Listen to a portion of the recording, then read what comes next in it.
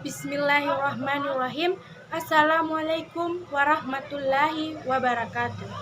Alhamdulillahirabbil alamin.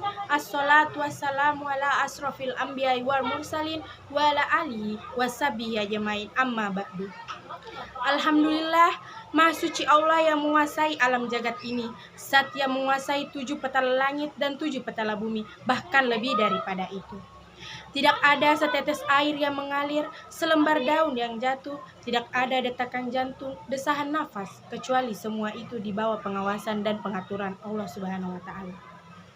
Sebagai umat Muhammad Rasulullah Shallallahu Alaihi Wasallam, marilah kita senantiasa bersolawat kepadanya, karena Rasulullah pernah bersabda yang artinya, barang siapa yang bersolawat kepadaku, maka ia berhak mendapatkan syafaatku. Oleh karenanya, marilah kita senantiasa memperbanyak sholawat kepada Rasulullah Shallallahu Alaihi Wasallam agar kita mendapatkan syafaatnya. Mudah-mudahan kita mendapatkan syafaatnya. Allahumma sholli ala Sayyidina Muhammad wa ala ali Sayyidina Muhammad. Hadirin yang dirahmati oleh Allah Subhanahu wa Ta'ala, pada kesempatan kali ini saya akan membawakan ceramah yang berjudul tentang sabar. Hadirin yang dirahmati oleh Allah Subhanahu wa Ta'ala, Allah dan Rasul-Nya mengajarkan kita agar mengajari dalam kehidupan kita agar hidup kita menjadi tenang dan lapang, atau hidup kita jadi tenang, damai, tentram, dan nyaman.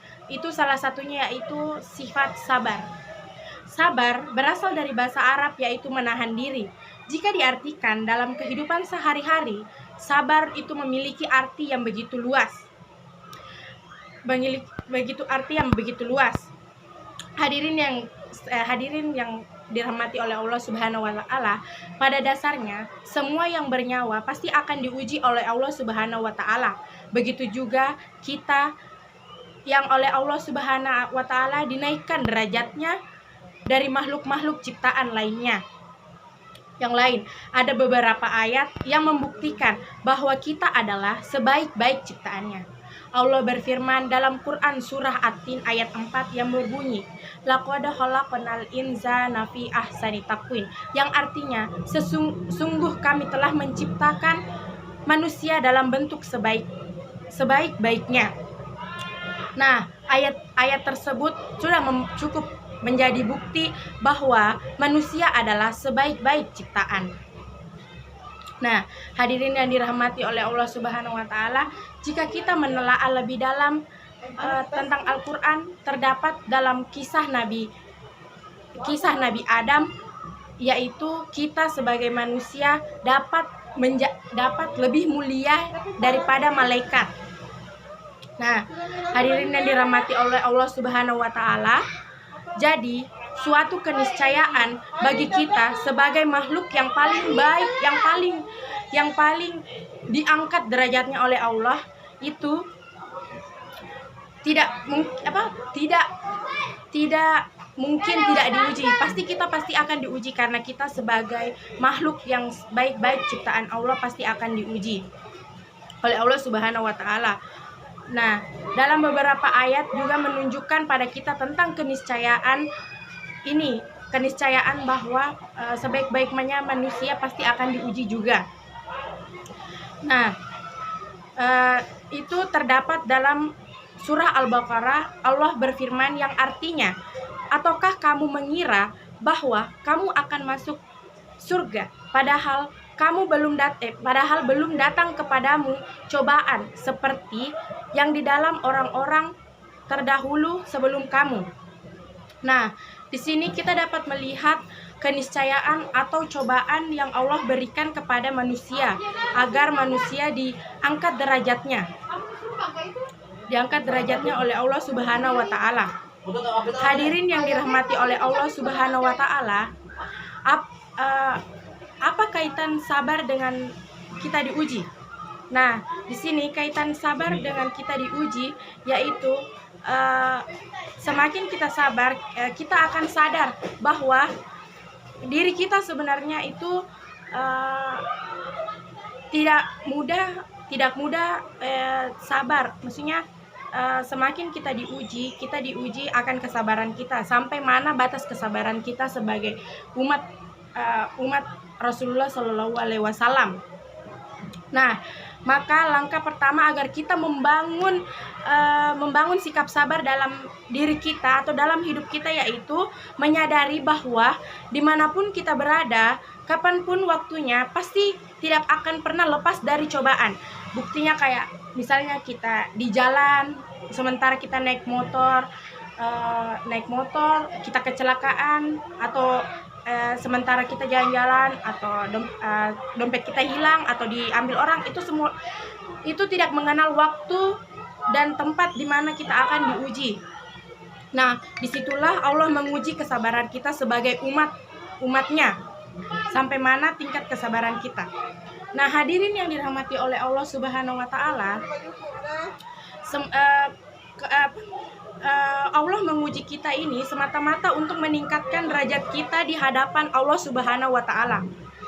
Nah, sebaik-baiknya manusia, seperti yang saya katakan tadi, sebaik-baiknya manusia pasti akan diuji juga oleh Allah Subhanahu wa Ta'ala.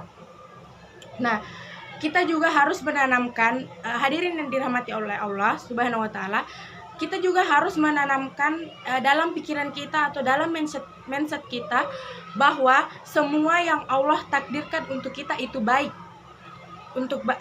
Semua yang Allah takdirkan yang terjadi pada kita itu semua baik.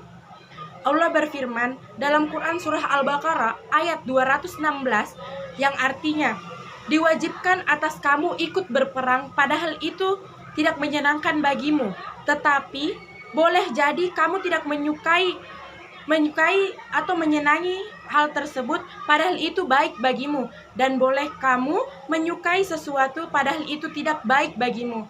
Allah mengetahui sedangkan kamu tidak. Nah, dalam ayat tersebut kita mengetahui bahwa pengetahuan kita itu tidak seluas apa yang Allah Subhanahu wa Ta'ala ketahui. Nah, Allah Subhanahu wa Ta'ala ketahui ilmu yang kita miliki itu sangat terbatas, sedangkan ilmu Allah Subhanahu wa Ta'ala itu tidak ada batasnya. Jadi dari itu kita sebagai manusia harus selalu menanamkan dalam diri kita bahwa apa yang Allah takdirkan untuk kita itu pasti baik. Seperti tadi musibah kan, kalau kita kena musibah itu kita tandanya kita harus sabar karena kita ingin derajatnya diangkat oleh Allah Subhanahu wa Ta'ala. Nah, hadirin yang dirahmati oleh Allah Subhanahu wa Ta'ala, dari pembahasan tadi ada beberapa poin yang hendak saya sampaikan, yaitu agar kita selalu bersikap sabar atau menanamkan sikap sabar pada diri kita.